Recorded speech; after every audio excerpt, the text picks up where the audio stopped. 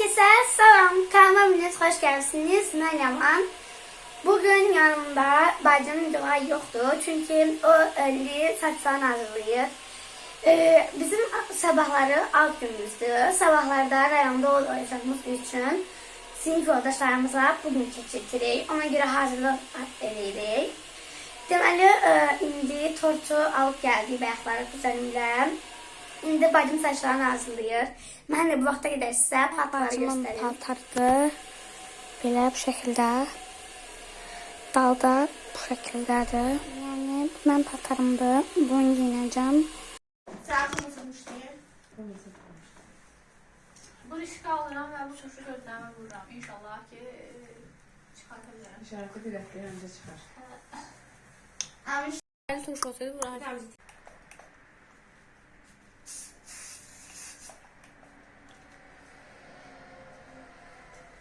Aynen rahmetlik.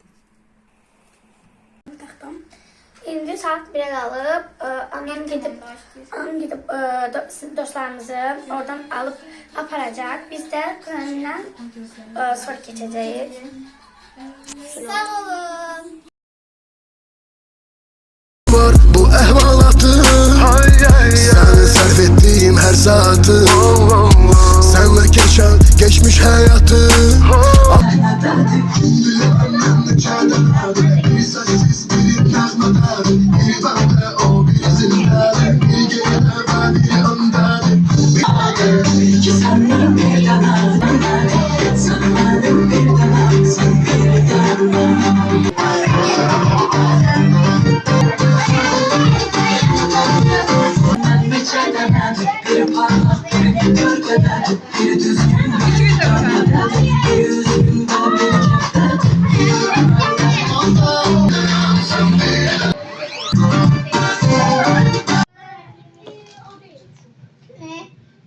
Onun üstünde İngilizce yazmış benim hayallerim.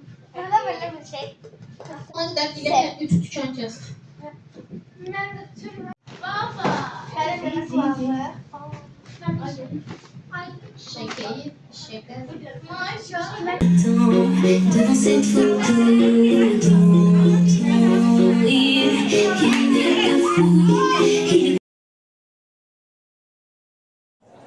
Happy birthday to you. Happy birthday to you.